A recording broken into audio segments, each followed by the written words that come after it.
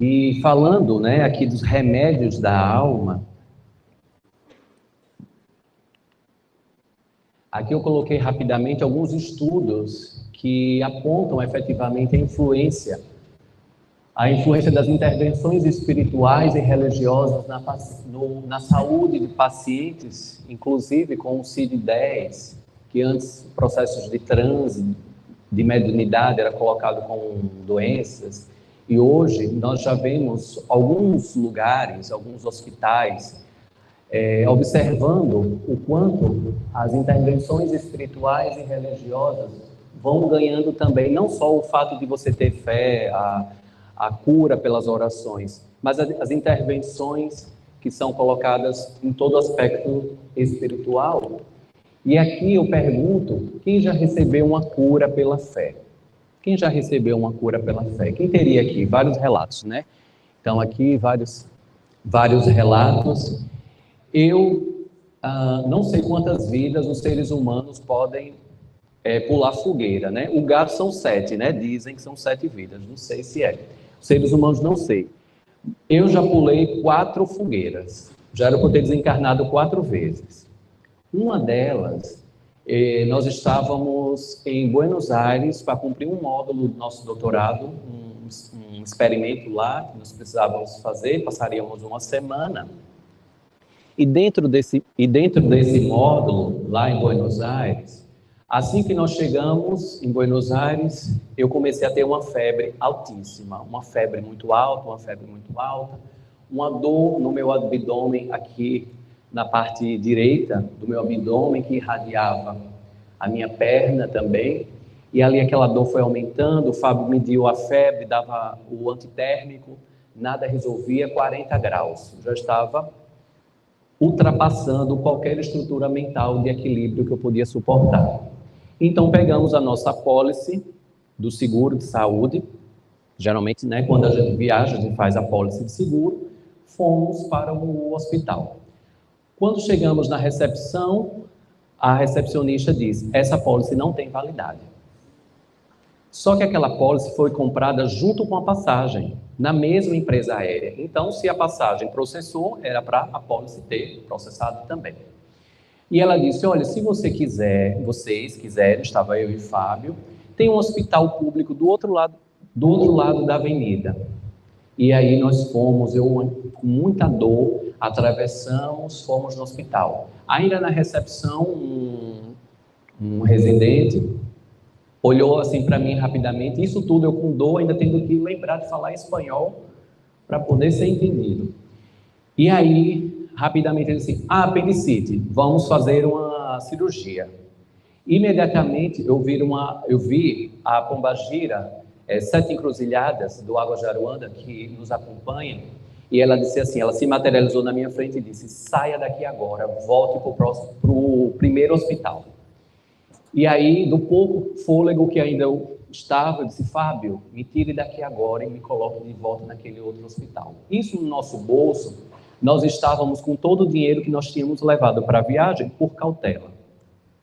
Voltamos para o hospital, o primeiro hospital, e falamos para a recepcionista, isso eu já entrei de cadeira de rodas, porque eu já não conseguia mais caminhar de tanta dor, e ali ela me colocou, e falamos que seria particular, me colocou em uma sala de observação, enquanto a médica, isso eram 2h30 da manhã, e enquanto a médica ultrassonografista, plantonista, viria de casa para poder me atender e saber o que estava acontecendo. Então me colocaram deitado em uma maca, e ali naquela maca, Fábio ficou sentado ao lado, e naquela maca eu entrei em oração. De tanta dor que eu estava, eu disse, meu Deus, se for do meu merecimento, mande agora uma ajuda, porque eu estou desencarnando. Eu preciso agora de uma intervenção espiritual. E aí logo depois, eu acho que 5 minutos depois, eu fiquei em prece, eu percebo um espírito com um jaleco branco, que tinha Dr. Gonzalez escrito, e uma mulher, tinha Consuela, e ele chegou e disse assim, eu vim para fazer a sua cirurgia. E ele pegou e colocou a mão dele em cima aqui da região, que eu estava sentindo muita dor, ele colocou a mão dele, fechou os olhos. Pouco tempo depois, ele disse assim, estar encerrada. Quando ele disse estar encerrado, eu já não sentia mais nenhuma dor. Não era pouca dor, não. Eu não sentia mais nada. E aí eu disse, Fábio, relatei um pouco, né, do que tinha acontecido. Ele, o povo vai dizer agora que você é maluco. Vai transferir você agora para o hospital psiquiátrico, né? Porque como é que entra aqui fazendo esse escândalo todo no hospital e agora já não sente mais dor? E aí o médico, o doutor Gonzalez, ele diz assim, como forma de caridade pelo que nós fizemos contigo, todo o dinheiro que você tem no bolso, tudo que você e ele tem no bolso, todo o dinheiro, vocês entreguem à primeira pessoa que pedir esmola. Tudo. Entreguem tudo para a primeira pessoa que pedir esmola. E aí eu, com certeza. E aí, ok. A médica veio, fiz a ultrassonografia, não sei o que é, tal, pá. Pronto. Dispensou a gente e passou, né, um remédio, prescreveu um remédio. Nós pegamos um táxi, paramos no meio do caminho, antes de chegarmos no hotel, onde nós ficávamos. Fábio foi, isso já era mais de 3h30 da manhã, Fábio foi em uma farmácia. Por conta do horário, a farmácia estava com aquelas grades, por segurança. Eu fiquei dentro do táxi e Fábio foi lá comprar o remédio. Quando o Fábio chegou lá para comprar o remédio, uma criança apareceu e pediu esmola. O sinal. E então eu vi Fábio tirando todo o dinheiro. Só deixou o dinheiro do táxi de volta e do remédio. E todo o dinheiro que nós tínhamos na viagem, ele entregou para aquela criança. Até hoje eu não sei se a criança foi materializada, era uma criança espiritual, o espírito ali que foi materializado para pedir ali e fazer, concretizar o que o médico tinha falado, ou se era realmente uma criança encarnada que foi utilizada ali pela espiritualidade. E depois eu já fiz várias ultrassonografias e um amigo nosso, que é cirurgião geral, ele disse assim, Tiago, não sei o que foi que aconteceu contigo, mas o seu apêndice encapsulou. Não sei o que aconteceu, mas ele está encapsulado. O seu organismo, ele abraçou o apêndice e isolou aí no seu corpo. Então, eu não li no livro. Aconteceu comigo e eu poderia aqui falar das outras, né? Depois a gente marca uma live para falar as outras, né? Então, essa...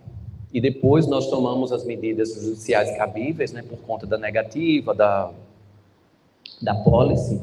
Mas ali eu senti na minha pele a intervenção espiritual, a cura pela fé, a cura que ali eu pedi e que a intervenção espiritual veio imediatamente.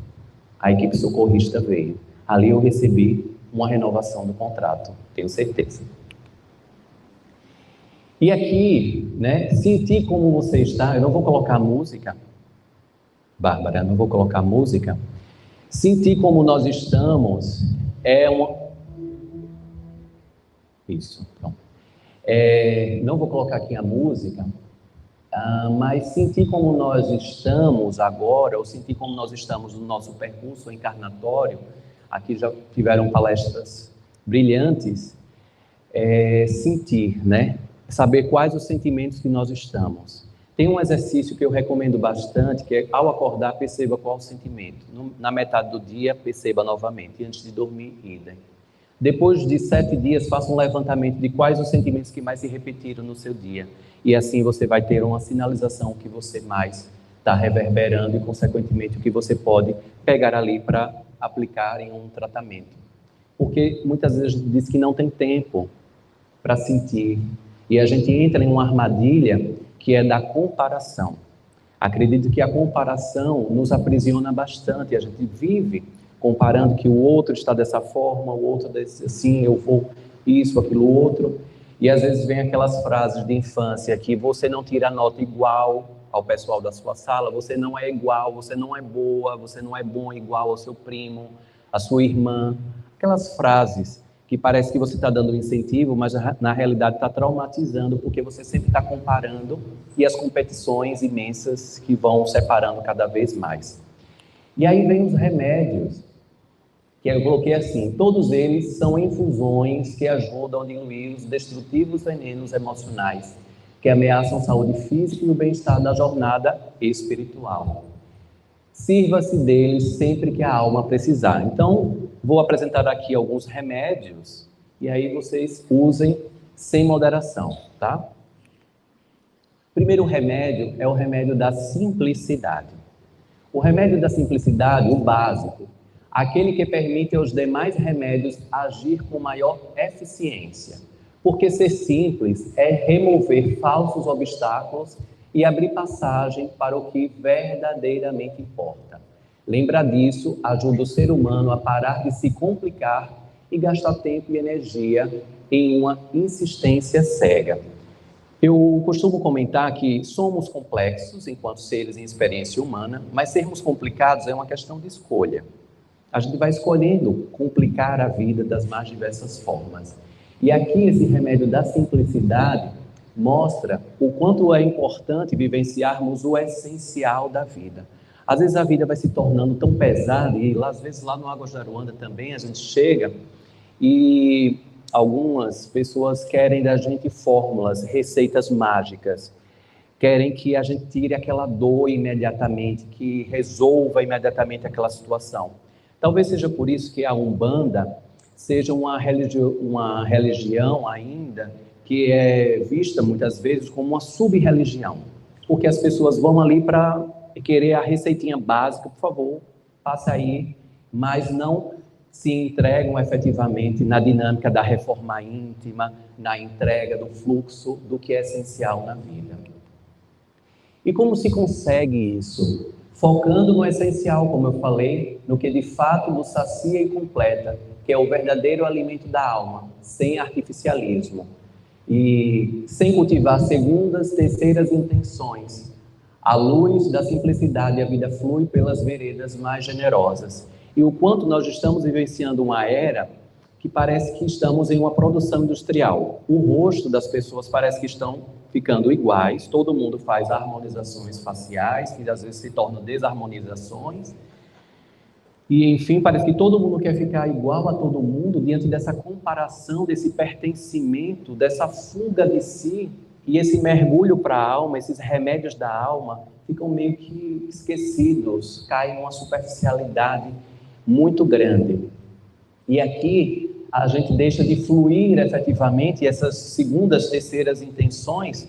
Quando eu resolvo aquele meu problema, automaticamente eu deixo de agradecer e, consequentemente, de prestar atenção, né? Enquanto eu estou com um problema, eu faço a novena, me lembro do Arcanjo Miguel, vou lá falar com o Preto Velho, faço o incenso da minha casa, rezo, faço aquilo todo. Depois que teve ali a graça alcançada, acabou, né?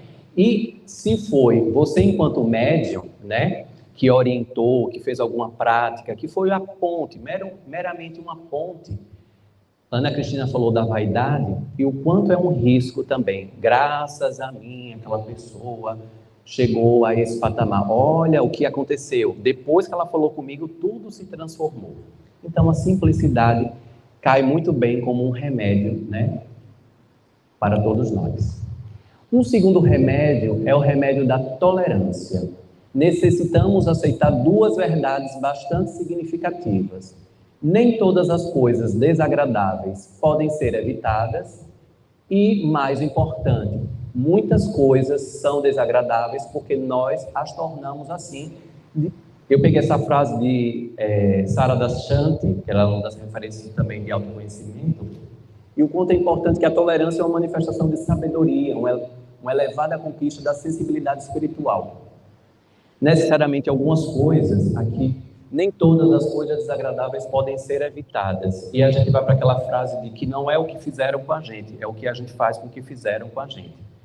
E aí os espíritos, os guias espirituais, as mensagens canalizadas, elas vêm justamente para nos lembrar de não nos perdermos dentro desses labirintos que muitas vezes nós provocamos em nossas jornadas. E tem uma frase que o Pai Damião ele fala muito nos tratamentos, quando ele vai atender algumas pessoas, ele fala assim: não desista de você, não desista de você, você é muito importante, você é muito importante para essa jornada.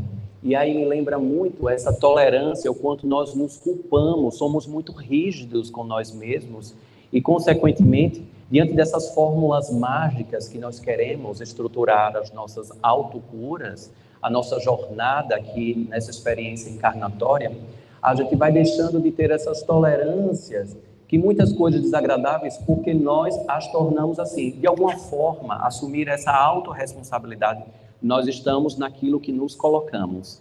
Então, seja lá o que aconteceu de forma desagradável, a gente também se colocou naquela situação.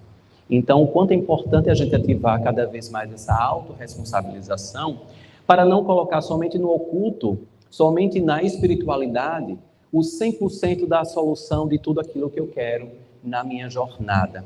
E ali eu vou me apegando a várias estruturações. Hoje eu vou com um preto velho, amanhã eu vou com um tratamento de exoconsciência, amanhã eu vou para o tratamento X, Y, Z. Mas eu vou esquecendo dos meus 50% que eu tenho, que são as minhas tarefas particulares, privadas, que somente eu poderei fazer.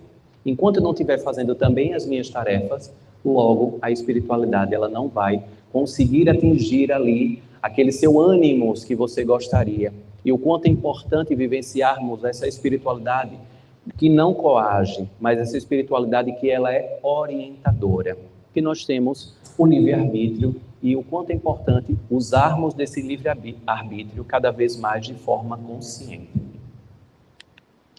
Tem um outro remédio, que é o remédio do comedimento.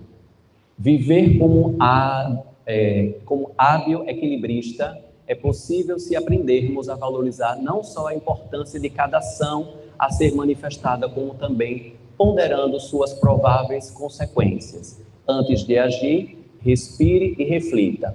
O que eu disser ou fizer trará transtornos ou soluções? Não sei se aconteceu já com vocês, que vocês disseram assim, se eu tivesse pensado um pouquinho antes, não teria feito dessa forma.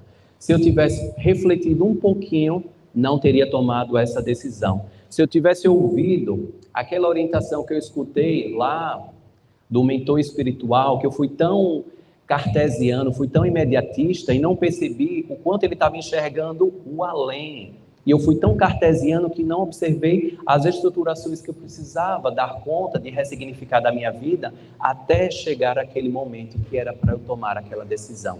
Os impulsos, e ali eu vou voltando sempre para a responsabilização da espiritualidade e vou me apegando em tantas e tantas coisas que resolvam o externo sempre que resolva algo do meu interno. Então essa frase eu utilizo bastante, que o que eu disser ou fizer trará transtornos ou soluções. Certa feita, Sócrates, dentro de umas das predileções dele, um discípulo dele chegou e disse assim, mestre, eu tenho algo muito importante para dizer para o senhor. Estão falando algumas coisas, ele, só um momento. O que você tem certeza do que você vai me falar? E aí o discípulo disse assim, não tenho certeza, mas estão falando, mestre. Ele, o que você vai me falar vai representar alguma diferença essencial na nossa vida? Não, mestre, mas então não me diga. E essa passagem de Sócrates me lembra o que Pai Damião, dentro de uma situação como essa, ele diz, guarde no bolso. Ele, fantástico, né? A gente chega com, lá, o que aconteceu, foi isso e tal. Filho, guarde no bolso. Ou seja, a gente queria a fórmula mágica ali, o receituário ali de tudo. Ele falou assim, isso daí, guarde no bolso. Se fizer sentido, vai continuar no seu bolso e mais na frente você vai pegar e você vai dar conta disso. Se não fizer, vai cair na sua jornada, vai cair do seu bolso e você nem sentiu, porque não era nem seu isso. Então, fazermos essa pergunta, o que disser ou fizer trará transtornos ou soluções, é uma maravilha. Porque a gente, né, fazendo o link com o que Fábio falou no início, a gente é o último atravessador. E o quanto é importante reverberarmos coisas mais positivas. Muitas vezes adentramos em searas de comportamentos, atos, palavras e comportamentos que estão completamente distantes. É aquilo que falar e agir na mesma sintonia. Às vezes a gente está, namastê, meu irmão, namastê. Seu nome é? Namastê, Luciana. Aí daqui a pouco Luciana me encontra ali, agitado, falando isso, tal. E cadê o namastê? Né? Foi por água abaixo ali do namastê. Então, não precisa ser perfeito, basta ser equilibrado, né? Então, eu quero que Luciana me dê o direito de estar humano, vivenciar essa experiência com consciência, buscando o meu melhor todos os dias. Porque eu acredito que uma das grandes tarefas nossas aqui no nosso planeta é sairmos melhores do que chegamos. E Epicuro, ele fala assim: a paz do corpo e da alma constitui uma só realidade. E nada que não seja essencial para viver serve para a felicidade. Ou seja, para quem sabe trilhar o caminho do meio. E aí tem um sábio japonês que, certa feita, ele morava com um filho e tinha um cavalo. E aí o cavalo dele fugiu. E aí os vizinhos disseram: nobre camponês, que lástima, o seu cavalo que ajudava aqui no plantio, o seu único cavalo fugiu. E aí ele disse: ah é? Então tá, só sei que meu cavalo fugiu. E aí, tempos depois, o cavalo do camponês volta e traz vários cavalos selvagens junto com ele. E aí os vizinhos: nobre camponês, que afortunado você é! Seu cavalo fugiu e trouxe mais cavalos junto com ele. E aí o camponês diz: ah é? Então tá. Eu sei que meu cavalo fugiu, quando voltou, trouxe mais cavalos selvagens. E aí os vizinhos assim: ah, esse camponês... E aí o filho dele foi tentar domar ali um dos cavalos selvagens. E quando ele estava ali naquele movimento, ele cai e quebra as duas pernas. E aí quem foi que foi falar com o camponês? Os vizinhos. E aí: camponês, que azar, seu filho quebrou as duas pernas. Veja o que dá para esses cavalos selvagens. E aí o camponês disse: ah é? Então tá. Só sei que meu cavalo fugiu, voltou, trouxe mais cavalos junto com ele. Meu filho foi ali e quebrou as duas pernas. E então o Império Japonês declara guerra. E todos os filhos dos camponeses deveriam seguir para a guerra. E aí quem vai falar com o camponês? Os vizinhos. Camponês, que sorte a sua, o seu filho não vai poder ir para a guerra, porque ele está com as duas pernas quebradas. E aí o camponês diz o quê?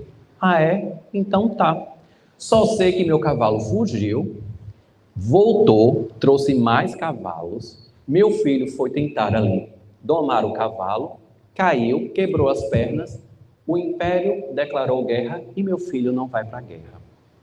Então, dentro dessa leveza, dessa sabedoria desse japonês, acredito que em muitos movimentos, dentro desses remédios que eu já coloquei aqui para vocês, se nós aplicarmos essa sabedoria de entendermos aqueles movimentos que estão chegando para a gente, sem grandes precipitações, obviamente que algumas decisões elas precisam ser tomadas imediatamente.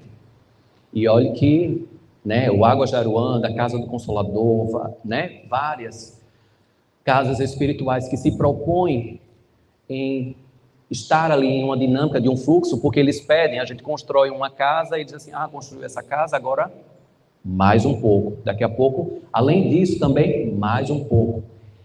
E vivenciarmos essa fluidez, essa leveza de acreditar, porque dentro das dinâmicas que nós estamos comprometidos, eu nunca duvidei de ser possível a concretização. Nunca me passou na cabeça assim: Tiago, você acha que no dia 2 de novembro, agora, o novo auditório, não vai estar construído? Claro que vai estar. Claro que vai estar. Porque eu não estou sozinho. Da mesma forma que existem legiões contrárias, mas existem legiões ainda maiores a favor. E existe a unicidade de intenções nossas para que isso se concretize. Da mesma forma, a Casa do Consolador. Por isso que quanto mais a gente está aqui nesse caminho do meio, essa forma de que e nada que não seja essencial para viver serve para a felicidade, quanto é importante nos colocarmos efetivamente nesse fluxo. E aí tem um outro remédio que é o da alegria contemplativa. Nesse estado de alma, qualquer coisa, por mais singela e pequenina que seja, pode ser o ponto de partida de uma experiência transcendental. Para vivenciá-la, contudo, é necessário remover as capas de crenças e preconceitos que normalmente cobrem nossos olhos e deturpam a realidade. Muitas vezes nós colocamos metas, nós colocamos tantas coisas na nossa vida que a gente deixa de experienciar coisas transcendentais. Vocês escolheram estar aqui, as pessoas que estão aqui online escolheram estar à disposição de tantas provocações que receberiam hoje à tarde. Como Ana Cristina também pontuou aqui, as verdades, elas vão sendo construídas por todos nós diante dessas dinâmicas das nossas experiências. E esse remédio aqui da alegria contemplativa é de agradecermos, contemplarmos. Essa alegria contemplativa é exercitar o poder da gratidão, que muitas vezes a gente sempre quer algo, quando a gente consegue, a gente coloca outras coisas na nossa vida e não fazendo com que a gente vivencie a nossa alegria, que nós estamos vivenciando neste momento. Parece que a felicidade, parece que a alegria nunca pode passar pela nossa vida ou não pode ser vivenciada. Às vezes a alegria contemplativa, junto com essa espiritualidade, sentir a espiritualidade junto conosco, parece que é sempre algo muito distante. Eu não consigo, isso não é para mim, isso não faz. Tiago, eu não vejo, não ouço. Eu canso de ouvir isso de algumas pessoas. Tiago, eu sou assim, eu não sou médium, viu? Eu não vejo, não ouço, tal. Mas claro que você tem outras habilidades. O mundo não está só com médios que têm a clarividência e tantas outras habilidades que a pessoa acha que não tem. Então, o quanto é importante prestarmos atenção a essa alegria contemplativa como um remédio para aliviarmos mais a nossa jornada, porque senão fica muito pesado. Se a gente não dar essa leveza, fica muito pesado a nossa jornada aqui encarnatória. E mais ainda, a porta de retorno, ela é estreita, de retorno ao plano espiritual, ela é estreita e só cabe um de cada vez. Então, naquele momento, é você com sua mochila, com os mentores, com tudo aquilo que você reverbera naquele instante e vivenciou na sua jornada. E o quanto é importante estarmos ali tão leves dentro dessa passagem que nós não sabemos quando será carimbada a nossa passagem de retorno ao plano espiritual, que faz parte da naturalidade da vida. E nós colocamos na posição de observadores da própria vida e percebermos que as coisas não acontecem conosco, e sim para nós, como o nosso aprendizado. E aí tem uma frase também que nós utilizamos no Águas, que não é o porquê isso aconteceu para mim, é o para quê. Para que isso aconteceu? Quando eu ressignifiquei a pergunta, porque às vezes alguma coisa acontece, por que isso aconteceu? A gente reza, a gente faz isso, tal, não desejo mal a ninguém, isso já é o ego, né? Ali, E aí, quando eu ressignifiquei o para que isso aconteceu? Então a gente vai buscando o aprendizado e sai daquele fluxo que estava querendo drenar ainda mais a nossa energia e vai nos mantendo e elevando ainda mais a nossa frequência. Caminhar em linha reta entre as curvas da vida, respire consciente. Então é justamente isso, né? Caminharmos em uma reta entre as curvas, entre as adversidades que acontecem na nossa jornada. Inevitavelmente nós estamos no plano de provas e expiações. Então, nós estamos aqui para vivenciar essas curvas que são colocadas na nossa jornada e, consequentemente, buscarmos não sermos melhores um do que o outro, que aí a gente já cai na comparação, mas buscarmos efetivamente uma coerência vivencial dessa jornada encarnatória.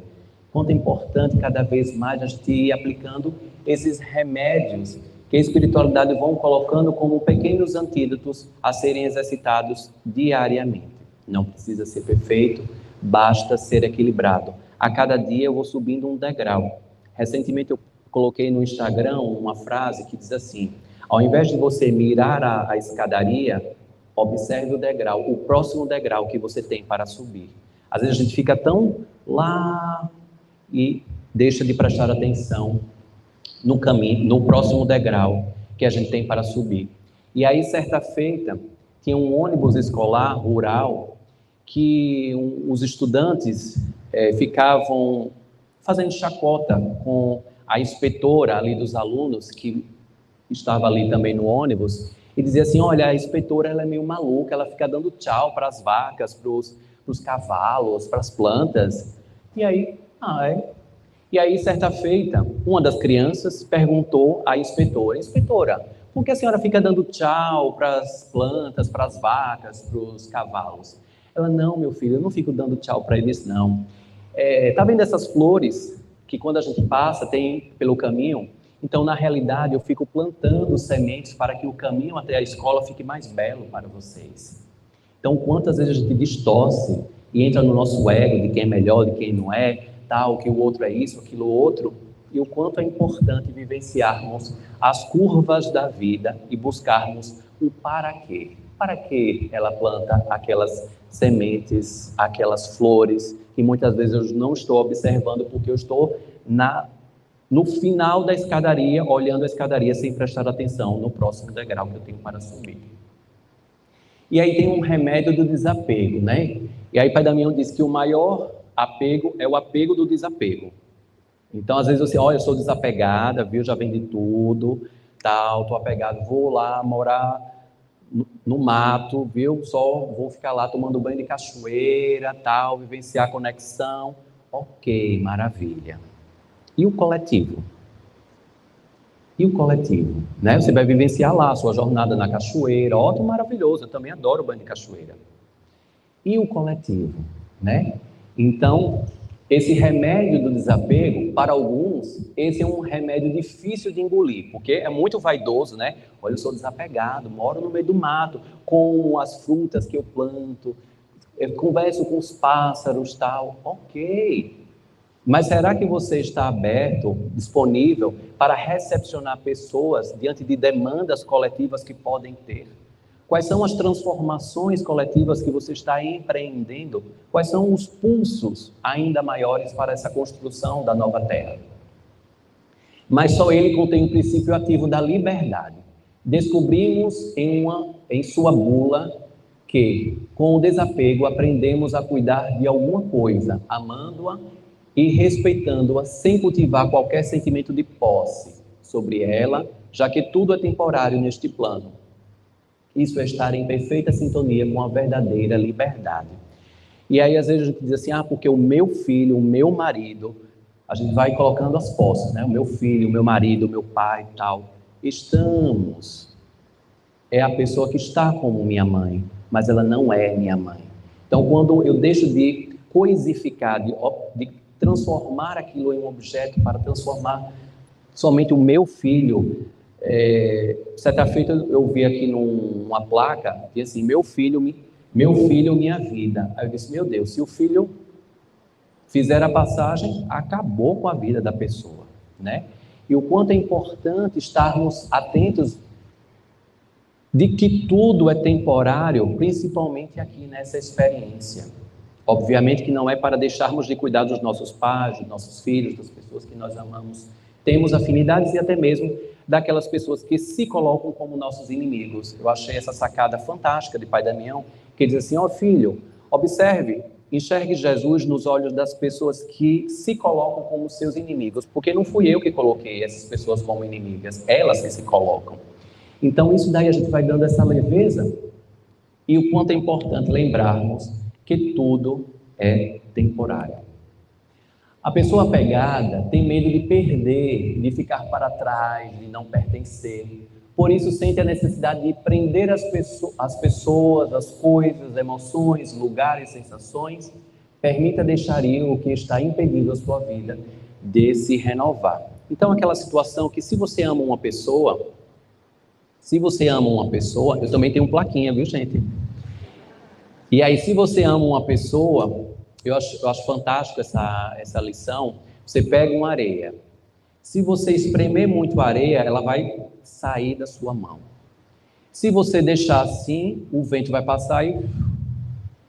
Mas se você fizer assim, o necessário vai ficar com você, dentro da sua experiência com aquele punhado de areia.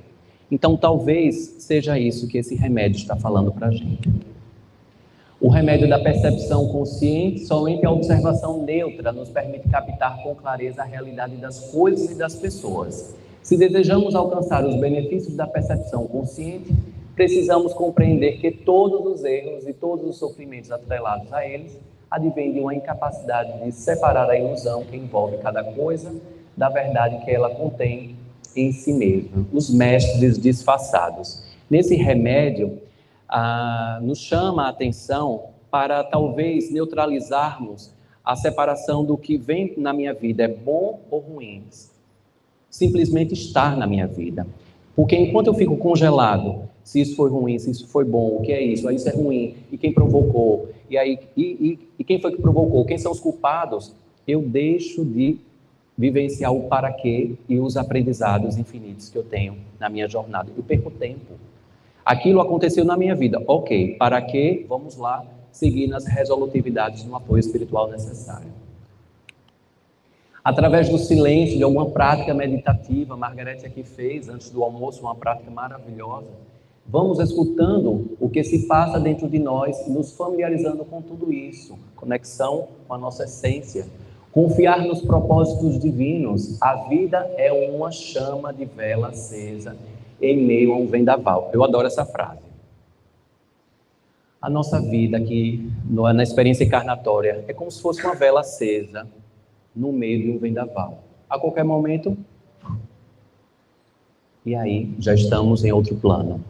E tem uma outra frase, um provérbio africano que eu também adoro, que diz assim: uma vela não perde nada em acender uma outra vela. Eu acho fantástico. Então, quando a espiritualidade diz, seja um farol na vida das pessoas, seja um farol na sua própria vida e se torne um farol, ajudando ao outro por meio dos seus exemplos e, consequentemente, por meio das suas ações. Uma vela não perde nada acendendo uma outra vela. O remédio da compaixão, que vem para despertar a lembrança da nossa irmandade espiritual. Aqui nós estamos vivenciando isso. Um dos grandes testes para saber se estamos de fato ligados aos nossos semelhantes é a capacidade de nos alegrarmos com o bem-estar e com o sucesso dos que nos cercam, numa espécie de co-satisfação. O quanto vai ser importante e mágico a inauguração da Casa do Consolador lá em São Paulo. O quanto eu tenho certeza que o máximo de pessoas não farão esforços para estar lá, para vivenciar aquela acoplagem magnífica do âmbito espiritual. O quanto é majestoso vivenciarmos agora, dia 2 de novembro, a conexão com o Templo do Águas de Aruanda.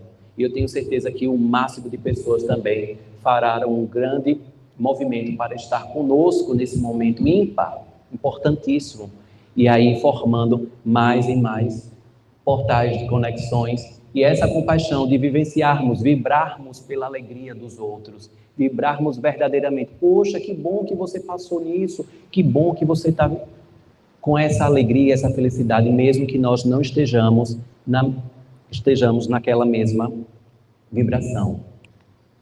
O remédio do perdão sincero: quando perdoamos sinceramente alguém, estamos permitindo a ruptura de um elo negativo. Ao perdoar o outro, também nos perdoamos, curando os danos que nós mesmos causamos no nosso psiquismo. E aqui eu trago uma frase de Pai Damião que diz: o perdão não está no esquecer, mas com reconhecer o que aconteceu e procurar os aprendizados. Então, às vezes eu digo, olha, não quero nem lembrar, já perdoei, quero nem lembrar. Olha, vixe Maria, só de você falar novamente me dá uma angústia, então você não perdoou. E você ainda está vibrando ali, algum fato ali ainda está te conectando naquilo.